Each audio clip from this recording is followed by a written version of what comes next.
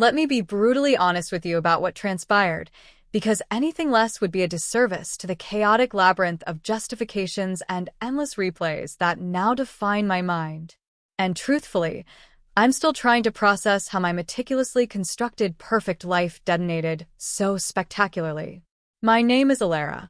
I'm 24, and 6 months ago, I had it all. I mean it. I was living the shimmering mirage of curated Instagram feeds, the one that makes other girls clench their jaws with a cocktail of raw envy and grudging admiration. I had Rowan. 4 years with Rowan, a man who was the very embodiment of having it together. He worked in finance, something with impenetrable numbers and projections that I never bothered to fully grasp. But I understood the outcome. A lavish income, a meticulously appointed 2-bedroom apartment in the city's trendiest district, and the kind of quiet, formidable stability that whispered, ideal husband material. We shared the apartment, but let's be honest, he carried it. He handled the rent, the groceries, the utilities, all the weighty, mundane scaffolding of adult life. My part-time job as a graphic design assistant for a small marketing firm covered my personal expenses, my leisurely brunches with Lena, my lavish skincare ritual, the clothes that made me feel like the woman I was destined to be. Between you and me, it was a pretty sweet deal. Rowan was even talking about a ring, a proposal. Once I got my own finances a little more sorted out, of course. I wasn't in any rush. Why would I be? Having a safety net woven from someone else's success, while my own money was a pristine reservoir solely for leisure and indulgence, was a luxury I wasn't keen on surrendering. The problem, however, was that a gilded cage, however plush its velvet lining, remained undeniably a cage. The stability I once craved had curdled into a stifling, soul-crushing predictability. Our weeks were an unwavering carbon copy of the last. Tuesday was takeout Thai and Netflix. Friday was date night, which meant one of 3 rotating restaurants where we'd have the same meticulously rehearsed conversations. We'd talk about his portfolio, about the interest rates on the mortgage for the house we'd eventually buy, about our 5-year plan. It was like our entire relationship was a well-defined bullet point on his meticulously managed life ledger. Step 1. Secure, stable partner. Step 2. Cohabitate. Step 3. Propose. Step 4. Acquire mortgage. I'd watch him across the dinner table, his handsome face softly lit by candlelight, and I'd feel nothing, a leaden, hollow ache where effervescent butterflies once danced. He'd be explaining the benefits of a fixed rate versus a variable rate loan, and my internal monologue shrieked. Where was the verve? The raw passion? He was a wonderful provider, a reliable partner, a good man. But I felt like I was cohabiting with a highly generous, incredibly handsome roommate who occasionally graced my bed. One Friday night, it struck me with the visceral impact of a physical blow. He'd made reservations at our designated spot, a predictably cozy Italian trattoria we'd been to at least 20 times. He ordered my wine with unwavering certainty because he knew my preference. He held my hand across the table, his thumb tracing comfortably familiar, hypnotic circles on my skin. He was perfect, and I was bored to a catatonic state. I was looking at properties in the suburbs today, he said, his eyes gleaming with a quiet, almost paternal pride. Found a beautiful colonial with a great school district. We didn't have kids. We weren't even engaged. But he was already charting the coordinates for a school district. I felt a wave of claustrophobia so suffocatingly potent, I had to grip the stem of my wine glass to keep my hand from shaking. That's nice, Rowan, I murmured, forcing a smile that felt like a fragile mask of cracking porcelain. He didn't notice. He just kept talking, mapping out a future that felt less like a shared dream and more like a pre-approved, unalterable blueprint I was merely expected to inhabit. That night, lying next to him in our king-sized bed, listening to his steady, even breathing, a dangerous thought took root in my mind.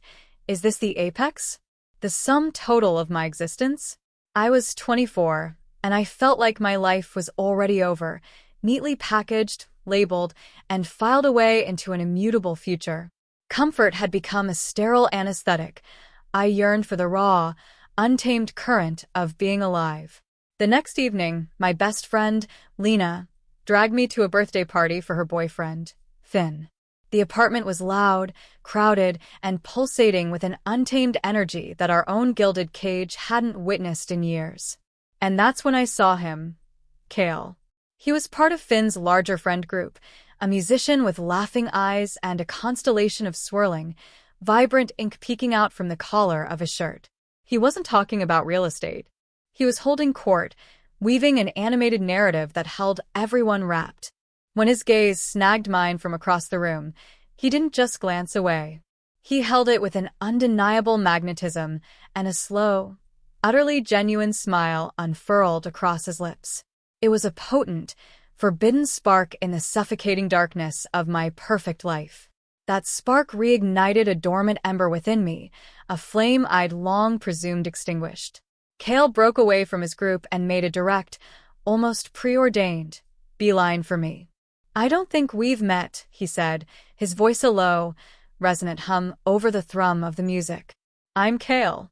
"Ilara," I replied, my own voice, unfamiliar to my ears, sounded impossibly breathless. Unlike Rowan, who would ask about my day and then nod absently, his mind no doubt still auditing phantom stock tickers, Kale listened. He delved into my graphic design work, not its financial yield, but the visceral passion that fueled it. He asked what kind of art inspired me, what music I listened to when I was creating. He leaned in when I spoke, his eyes fixed on mine, making me feel as though I were the sole, fascinating inhabitant of that teeming, boisterous room. He complimented the way my laugh sounded, not the dress I was wearing. For the first time in an eternity, I felt utterly seen. Not merely observed, but deeply, truly recognized. I felt exquisitely special.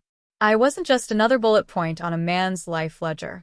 I was a fascinating, intricate tapestry of a person, undeniably worthy of profound attention. At first, it was innocent, genuinely. We'd talk at group hangouts. I'd find myself scanning the room for him, my heart giving a little lurch when I found him.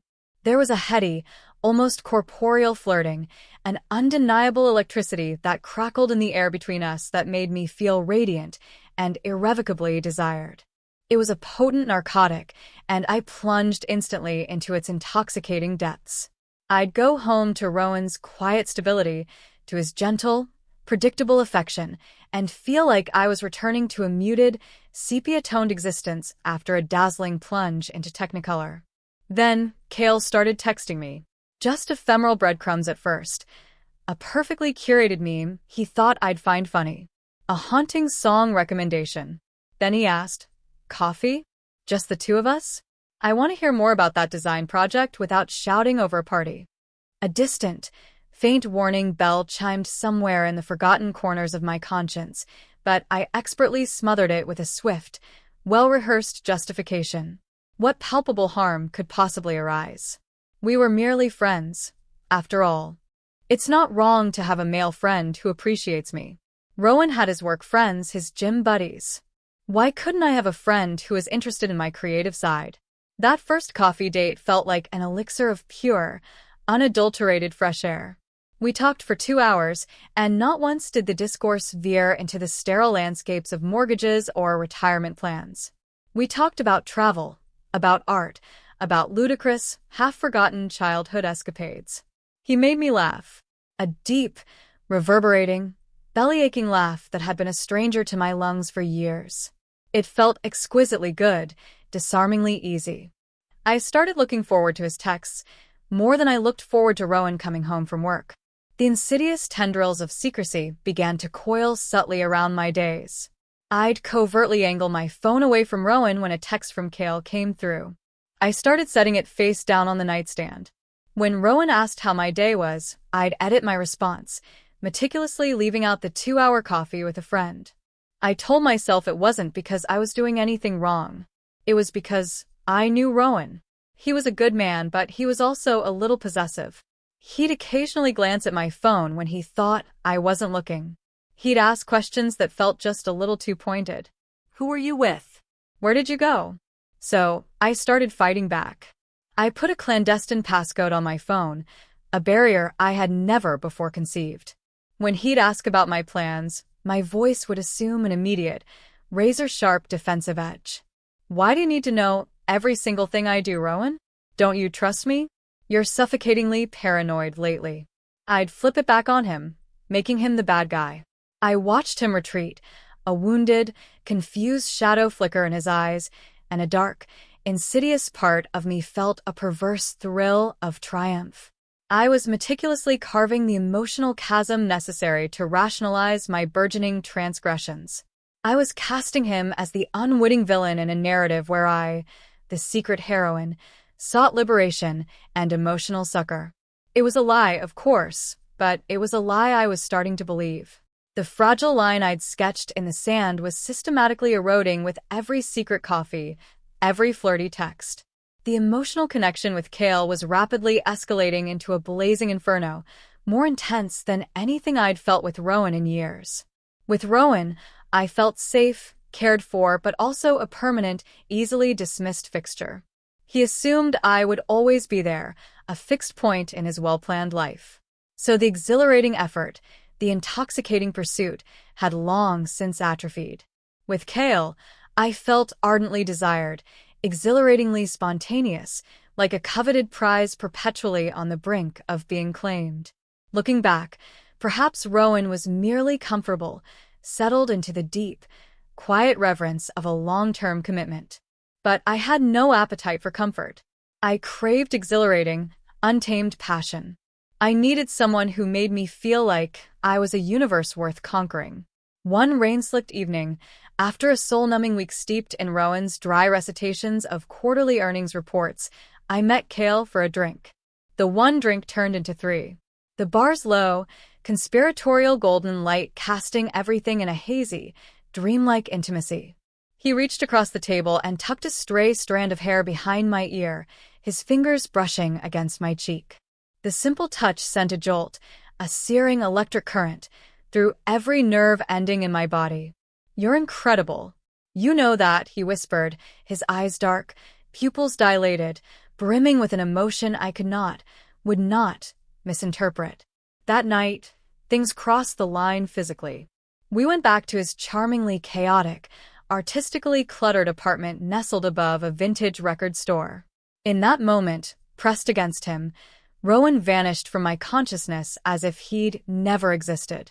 All I could think about was how utterly, incandescently alive I felt, how fiercely, unequivocally wanted. This was it. This was the raw, untamed current of pure, unadulterated thrill that had been shockingly absent from my life for so long. Cale, mercifully, employed protection. Therefore, in the fractured logic of my desperate heart, it wasn't a plunge into utter recklessness. I told myself it was just a singular aberration, a fleeting surrender, a necessary pressure valve release that didn't really mean anything in the grand scheme of my 4-year relationship with Rowan. But it wasn't a one-time thing. It couldn't be. After that first night, I was insatiable. I was living a double life, and a dark, insidiously shameful part of my soul savored every single clandestine moment. There was the thrill of sneaking around, the exhilarating adrenaline rush of near discovery.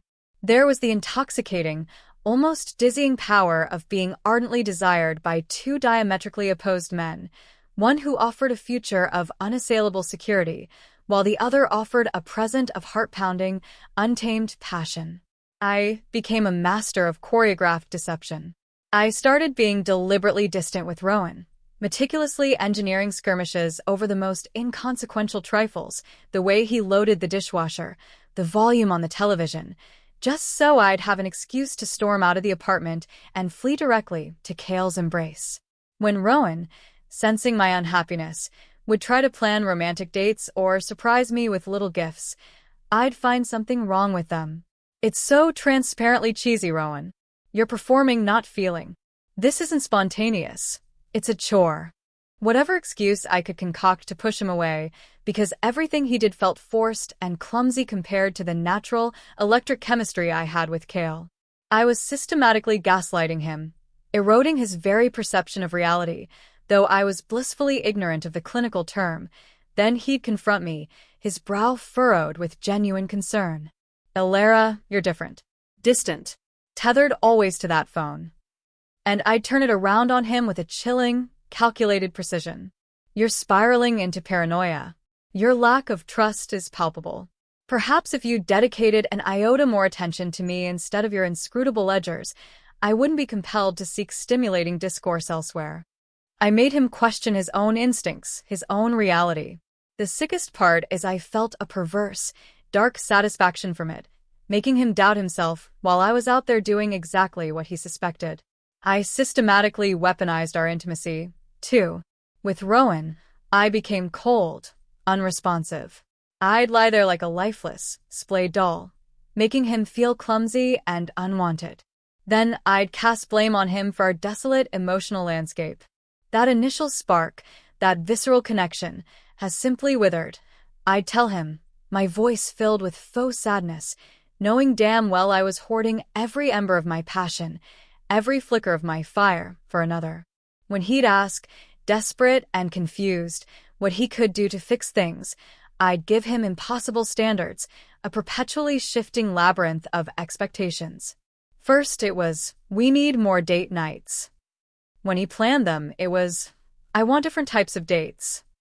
When he tried to be more spontaneous, it was, I feel too much pressure. Round and round we went until he was utterly exhausted and profoundly demoralized, trying to figure out the puzzle of what I wanted. The chilling truth? I had no desire for him to fix anything, for I was extracting my security, my meticulously woven safety net, from him, and my exhilarating validation, my stolen passion, from Cale. I had it all. Why, then, should I be forced to choose? I was 24. I deserved to feel desired and excited. If one man couldn't give me everything I needed, why was it so wrong to get different needs met by different people? That was the twisted, self-serving logic I clung to, the rotten, crumbling foundation upon which I had built my perfect, utterly duplicitous existence. The perfect balance I'd created was inherently, catastrophically unstable. Cale, intoxicated by the illicit romance of our stolen moments, began to gently, then persistently, apply pressure. Ilara, he'd murmur, his eyes brimming with earnest, fragile hope, imagine us. Truly together for real. Honestly, I was not, for all my self-deception, genuinely foolish. I did, indeed, conjure that image. I imagined leaving the comfort of Rowan's pristine apartment for Cale's cramped, perennially cluttered flat, shared with 3 equally chaotic roommates and an Everest of perpetually unwashed dishes. I imagined exchanging our meticulously planned European sojourns for his grim reality of precarious retail employment, of perpetually scrambling to merely cover his own meager bills. The illicit fantasy was a heady confection. The stark reality would have been a financial and emotional apocalypse. I liked Cale for the validation and the excitement, but I wasn't about to trade my entire lifestyle for a guy who couldn't even afford to take me on a proper date. So, I started mastering the art of simultaneous future-faking with both men. I'd whisper to Cale, my voice honeyed with feigned conviction, soon, my love. I'm merely charting the precise exit trajectory. Then I'd go home and tell Rowan, tears conveniently welling in my eyes, I merely yearn for the solace of what we once were, Rowan. I promise you, I'm trying, truly trying. They both believed me because I had become a consummate liar. I grew increasingly reckless. My nocturnal absences stretched. My fabricated narratives grew ragged, frayed at the edges. A dark, insidious part of me, I think, secretly craved exposure. I yearned for the raw, unscripted drama, the cathartic confrontation. I wanted to force a definitive resolution, rather than languish in this exhausting, intoxicating limbo. Then my period was late.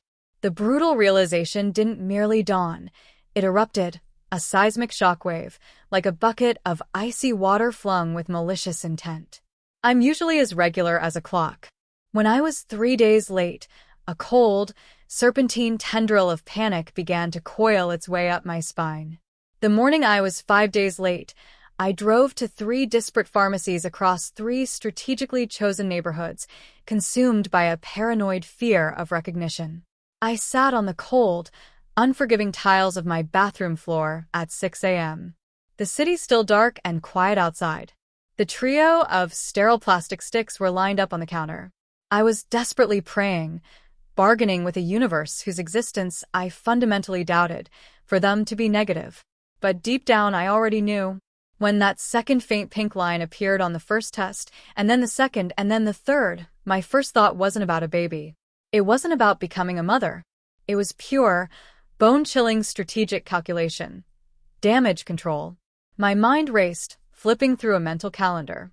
I started doing the math, trying to pinpoint the timeline, and my stomach plummeted through the floor of my existence. I hadn't been intimate with Rowan in weeks. I'd been avoiding him, making excuses, being cold, picking fights. But with Kale, we'd been reckless.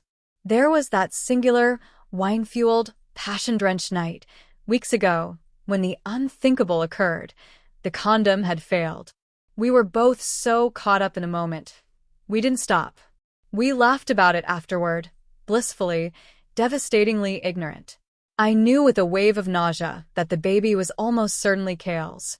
But I also knew in that same instant that admitting that truth would be the end of everything. It would detonate the meticulously engineered facade of a life I had so painstakingly constructed. So, in the dim light of the bathroom, I made a monstrous, life-altering, utterly ruthless decision. This baby had to be Rowan's. I would make it Rowan's. My first move was to cut off all physical contact with Kale. My second was to try and initiate intimacy with Rowan to deliberately muddy the incriminating timeline, but it was too late. He was too deeply wounded, too profoundly disoriented by my recent, inexplicable recalcitrance. He rebuffed my clumsy, desperate overtures, saying he felt like we needed to talk before we could be close like that again. The damning timeline was, irrevocably, set in stone. Then it all unraveled. Rowan's friend, Finn, Lena's boyfriend, saw me. He was walking his dog past a little cafe downtown and saw me through the window with Kale. He saw Kale gently cup my face in his hands. He saw me lean in and kiss him. That night when Rowan came home, the air in the apartment was strangely viscous, almost palpable. It wasn't merely silent. It was thick, suffocating, laden with unspoken accusation. He didn't turn on the television. He just stood in the middle of the living room, his hands clenched into white-knuckled fists at his sides, trembling almost imperceptibly. "I know, Alara," he stated, his voice a dangerous, barely suppressed tremor. "Finn saw you with him." This was it. The confrontation I had simultaneously dreaded with every fiber of my being and, in a twisted corner of my soul, secretly craved. My mind went into a frantic, hyper-calculating overdrive, my heart hammering a frantic rhythm against my ribs. I went into full damage control. I minimized. I lied with a practiced ease. "Rowan," I gasped, my voice fracturing. It was a lapse, a colossal mistake. A singular moment of weakness. It meant nothing. I swear it. He just stared at me, his face a stark, rigid mask of betrayal and profound anguish. The anger was building in his eyes. A tempest of pure, unadulterated fury was gathering in the depths of his eyes. A storm, truly, on the precipice of breaking. I saw my opening. It was my final, most devastating weapon.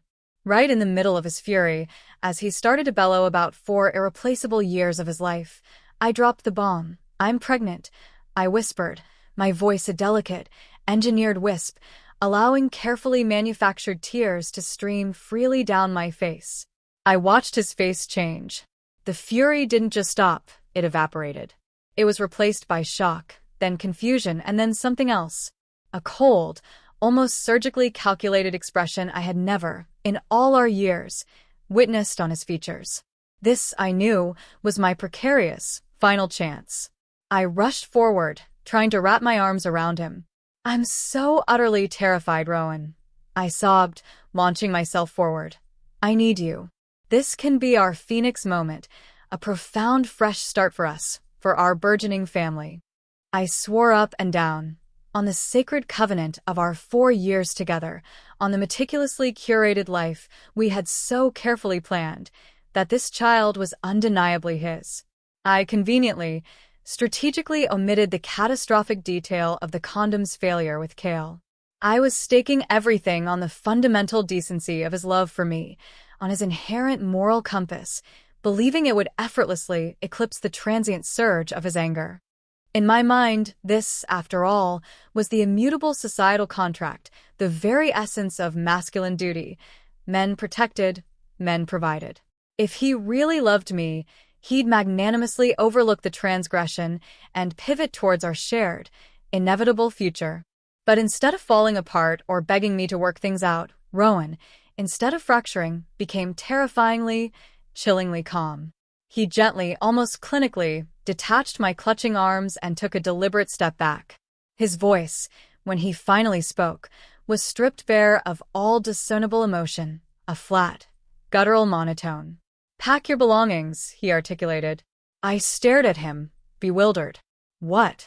"Pack your belongings and vacate the premises," he reiterated, his gaze shards of ice. "I will have no further association with you until paternity is unequivocally established." The word struck me with more force than a physical blow. I tried to argue, to cry, to manipulate, but he was a cold, unyielding stranger. This brutally logical man was an alien entity, a terrifying departure from the Rowan I had so confidently manipulated. He just stared at me with that dead expression and said it one more time. "Pack your belongings and vacate the premises." A genuine, searing shock ripped through me. How could he, my supposed partner, cast me, his pregnant girlfriend, out onto the merciless street? Where was his compassion? His innate, masculine sense of responsibility? My meticulously crafted gambit hadn't merely failed. It had backfired with a cataclysmic, utterly unimaginable force. I stumbled, disoriented, out of the apartment and into the hallway, my mind reeling. My ultimate, desperate trump card had been disdainfully rejected.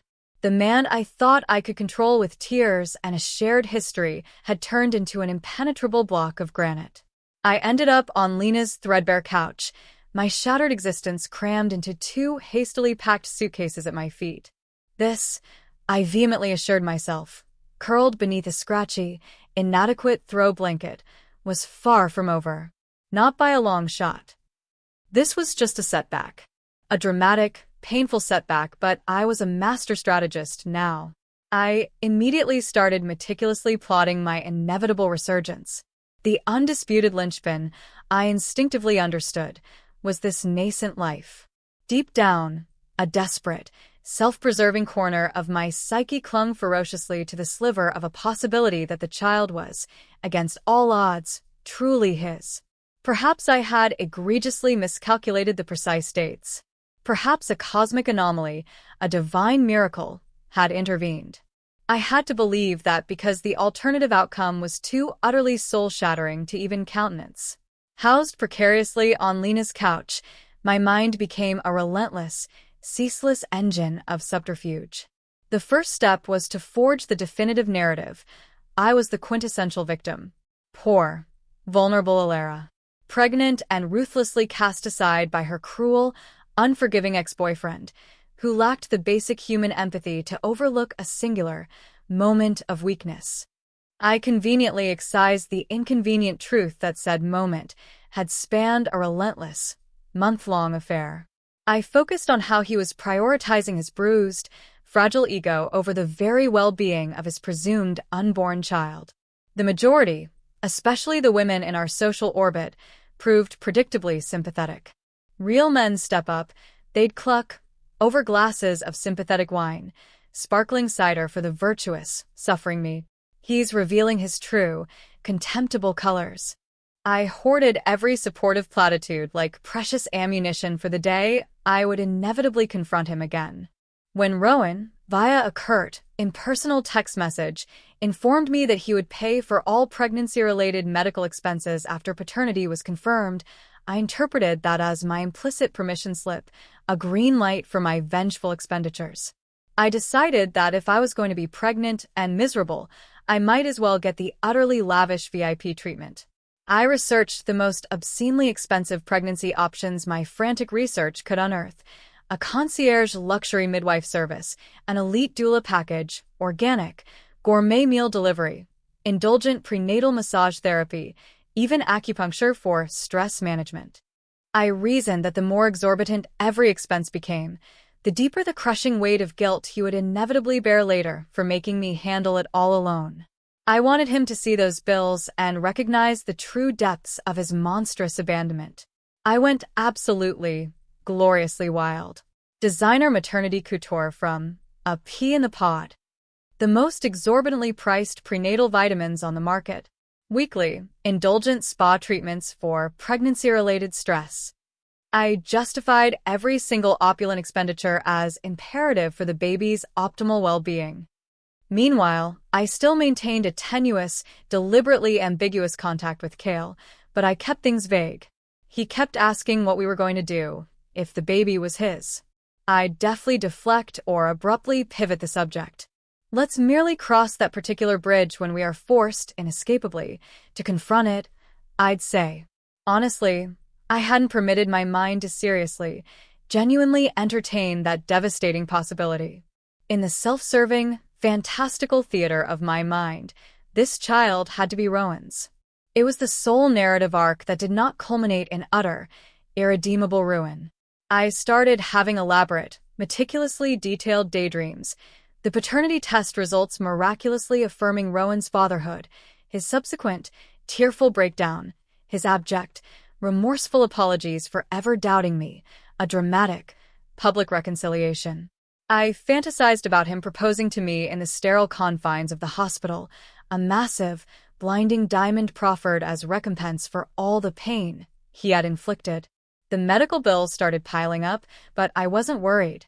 Every expensive treatment, every luxury service was a calculated, necessary investment in my gilded future with Rowan. Then, around the 6-month mark, complications, gravely serious, began to manifest. I was diagnosed with a severe, life-threatening case of preeclampsia. One evening, my vision began to blur, then fragment, and a splitting, skull-splitting headache seized my very being. Lena rushed me to the hospital. It was serious, they gravely intoned. Life or death. And in that moment, a strange, perverse sense of vindication surged through me. Surely now, I reasoned, he would comprehend the monstrous injustice of his abandonment.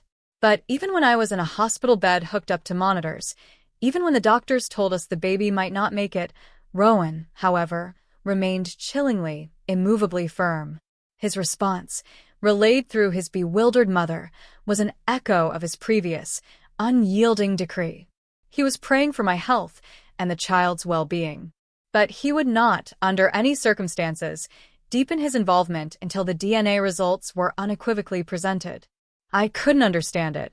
How could any human being possess such a calcified heart, such chilling indifference, to knowingly risk the very life of his own presumed child over the flimsy pretense of his wounded pride? The baby, a little girl, was delivered via emergency C-section a week later, tiny, impossibly fragile, and immediately whisked away to the sterile confines of the NICU. As soon as it was medically possible, they performed the paternity test. The day the results came, a clinical, dispassionate hospital administrator delivered the fateful envelope to my room. My hands trembled, not with fear, but with a desperate, self-preserving anticipation as I tore open the seal. My eyes scanned the jargon until I found the conclusion. Probability of paternity, 0%. The stark, brutal words swam, then fractured, before my eyes, 0%. It felt as though the very floor of the hospital room had vanished, my entire meticulously constructed world imploding into a yawning, terrifying black hole. But instead of accepting the devastating truth, my mind, with a desperate, self-preserving tenacity, immediately launched into furious denial. This was a grave error. The test was flawed. The lab, undeniably, had blundered. My entire, intricate plan, my very future, my precarious existence, hinged entirely on this child belonging to Rowan. I vehemently demanded a retest, a second, incontrovertible confirmation. Rowan, in what I now see as a final, weary act of self-preservation, a desperate plea for definitive closure, acquiesced. 2 weeks later, another, identical envelope arrived. The conclusion, chillingly, brutally, the same. Probability of paternity, 0%. The fragile edifice of denial shattered, and a new, frenzied wave of desperate manipulation surged to take its place. I called Rowan, my voice choked with raw, manufactured sobs. "Rowan, please," I pleaded. "Deanna, it's merely a biological technicality. We built a life together. You can still choose to be her father. Remember our plans, our dreams. Don't let one fleeting error obliterate everything we've shared." I genuinely, delusionally believed that if I could just calibrate the precise combination of words, the perfect, heart-wrenching emotional appeal, I could compel him to overlook this singular, inconvenient biological fact. Isn't that, after all, the very essence of love? A deliberate, compassionate choice, made in spite of every inconvenient truth? His voice on the other end of the line was calm, dispassionate, patient, and utterly, irrevocably final. "Elara, I harbor a profound sympathy for your current predicament. Truly I do. But it is not, nor will it ever be, my responsibility to rectify the consequences of your choices." "But the baby!" I shrieked, my voice cracking with feigned outrage. "You would abandon a helpless, innocent infant." "Kale is the father, Elara," he stated, his voice still unnervingly, infuriatingly calm. "He is the individual who bears the responsibility of stepping up." And that's when the final, gut-wrenching reality crashed down upon me like a 1,000-ton truck. Kale. Kale, who idled away his days in retail. Kale, who perpetually subsisted paycheck to meager paycheck. He was the one now tethered to this spiraling mountain of medical bills that had swelled to an inconceivable $40,000. For the first time, the sheer, suffocating, bone-chilling weight of that astronomical number slammed into me, becoming horrifyingly, viscerally real. The panic was no longer a calculated strategy. It was a raw, suffocating, all-consuming terror, and it curdled into a corrosive, searing rage. I was incandescent with fury at Rowan for his heartless rigidity, at Kale for his infuriating penury, at the rapacious medical system for its obscene expense. I was furious at every single soul in the universe, save for the solitary figure in the mirror. My rage became my toxic, all-consuming fuel. I enlisted my unwitting family, meticulously painting myself as the ultimate, tragic victim, a fragile, unjustly abandoned new mother in her gravest hour of need. My mother and sister, armed with my meticulously sculpted, one-sided narrative, began their righteous assault on Rowan. They told him he was being cruel and vindictive, that real men stood by their women, regardless of any inconvenient biological truths. But Rowan, however, had seemingly forged a spine of unyielding, adamantine steel. He calmly, politely, yet utterly definitively, informed my family that their daughter's choices possessed inherent consequences, and it was neither his nor their sacred duty to stage a rescue operation from said consequences. When my mother relayed this to me, I could barely see straight through the red haze of my fury. How dare he? How dare he so cunningly twist the narrative, poison my own family against me, and cast me as the villain, when I was the one so profoundly, utterly suffering. The final, irrevocable nail in my meticulously crafted coffin arrived from the most treacherous, utterly unexpected source.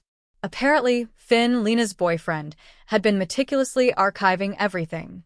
Every boastful, insidious text I had dispatched to Lena, detailing my Machiavellian strategy to ensnare Rowan once more. Every dismissive, unflattering comment I'd uttered about Kale's lamentable financial standing. He, in a shocking act of betrayal, leaked the screenshots. I don't know why. Maybe out of loyalty to Rowan. Maybe out of profound moral revulsion for me. But suddenly, our entire social constellation could witness, in stark, unforgiving black and white, the chilling tableau of my meticulous planning and ruthless manipulation. The sympathy evaporated, not just overnight, but in a brutal, instantaneous flash. Instead of a struggling single mother, a figure of pathos, they saw, with crystalline clarity, a calculating monster. My family, aghast, discovered the full, unvarnished tapestry of my deceptions, the true, extended duration of the affair, my cold-blooded, premeditated scheme to ensnare Rowan with a child that was unequivocally not his. They recoiled in utter disgust. The lavish spigot of financial and emotional support was instantaneously, brutally severed. Lena, her voice tight with betrayal, demanded I vacate her premises. I lost my lucrative graphic design assistant position. The toxic tendrils of my personal drama had coiled around my professional life, and my boss, with pragmatic finality, deemed me an untenable liability. I'm now residing with my elderly great-aunt, confined to a cramped, dust-mote-filled spare room. She regards me with the thinly veiled contempt reserved for an unwelcome charity case, a burdensome obligation begrudgingly shouldered. I'm toiling at 2 soul-crushing minimum-wage jobs, one slinging coffee by day, another stocking desolate shelves by night, jobs that barely, excruciatingly, cover the exorbitant cost of diapers and my paltry rent. The astronomical medical bills are systematically demolishing my credit score, leaving a scorched earth behind. The bankruptcy paperwork, a grim, mocking oracle of my inevitable financial ruin, sits perpetually on my cluttered kitchen table, an indictment delivered before my 25th birthday. Cale, to his dubious credit, attempted a semblance of paternal engagement for a brief while. He came to the sterile hospital. He awkwardly cradled his daughter. But when he confronted the towering, insurmountable stack of bills, the stark, unforgiving reality of the situation finally, brutally, crashed down upon him. He absconded to Houston a mere month ago, seeking his own unburdened fresh start, dispatching a token, almost insulting, amount of child support that barely registers against the cost of even basic formula. He left me utterly, desolately alone with a child I had never, truly, genuinely desired in the first place. But the absolute worst part, the most excruciating, gut-wrenching facet of this living nightmare, is bearing witness to Rowan's undeniable, radiant thriving without me. He got a monumental promotion at his firm. He embarked on therapy, an act of self-improvement I'd once mocked, and began posting a veritable cascade of social media updates, images of himself conquering mountain trails, traversing exotic landscapes, looking genuinely, blindingly radiant for the first time in what felt like eons. Then he started dating someone new, a woman named Serafina. She's an accomplished architect, and she embodies everything I had so painstakingly pretended to be, yet never truly was. She's supportive, genuinely encouraging. She possesses an authentic interest in his boring hobbies. Her comments on his posts are disarmingly sweet, undeniably genuine. She materializes at his work events, beaming, a beacon of unwavering support by his side. She performs the role of the perfect partner I never had the foresight or the inclination to truly inhabit. Last month I saw the post, a picture of her hand, a stunning, classically elegant diamond ring adorning her finger, Rowan's contented smile a stark counterpoint beside her. The sight of that ring, shimmering on her finger, ignited a primal, guttural scream within me, tearing at my very lungs. That should have been my hand. That should have been my ring, my meticulously planned future, my fortress of financial security. Instead, I'm trapped in this desolate, inescapable nightmare, a life that feels undeniably like a tailored, cosmic punishment. Everyone keeps telling me I need to take responsibility, to learn from this experience. But honestly, I'm utterly exhausted by this ceaseless, unjust blame. Yes, I transgressed, I confess, but Rowan had been systematically emotionally neglecting me long before Cale's vibrant intrusion. Yes, I orchestrated the paternity deception, but I was consumed by a desperate, all-encompassing fear, striving merely to preserve the fragile illusion of our family. Yes, I indulged in extravagant expenditures I could ill afford, but Rowan had promised to shoulder all expenses if the child proved to be his. How Then, was I to possess the foresight to exercise caution? Kale demonstrably should have borne more responsibility for birth control. My friends should have maintained the sanctity of my private conversations instead of disseminating them like malicious gossip. My family should have offered unconditional solace instead of swift, condemnatory judgment. And Rowan should have been man enough to embrace and raise a child, regardless of whose biological imprint it carried. I remain perpetually bewildered as to why I am the sole recipient of such unyielding accountability, when every other party involved undeniably contributed to this labyrinthine catastrophe. My daughter, that innocent consequence, undeniably deserves a life infinitely better than the one I am condemned to offer her. But I am ensnared, irrevocably trapped, with no discernible egress. I observe other women of my generation, basking in their idyllic relationships and serene, stable lives, and I am consumed by the bitter conviction that I have been cruelly, unjustly cheated out of every single thing I unequivocally deserved. Perhaps I committed a few minor missteps, but I certainly did not merit the complete, catastrophic demolition of my entire future. Rowan simply transitioned seamlessly into a radiant, unburdened happiness, as if my existence had been a mere ephemeral shadow, while I am left to grapple with the crushing consequences of choices that, ostensibly, we both made. If he had genuinely, truly loved me, with the profound, unconditional devotion he so loudly proclaimed, he would have fought for us. He would not have so summarily discarded for years of shared history the instant circumstances grew inconveniently complicated. His love, it appears, was regrettably predicated upon a stringent, unspoken set of conditions. And now I have to live with the stark, unforgiving results of foolishly trusting someone who so callously abandoned me precisely when my vulnerability was at its zenith. That, at least, is the meticulously crafted narrative I recite to myself every single morning. It is the sole, fragile anchor that allows me to wrench myself from the suffocating depths of my bed and face the unforgiving dawn.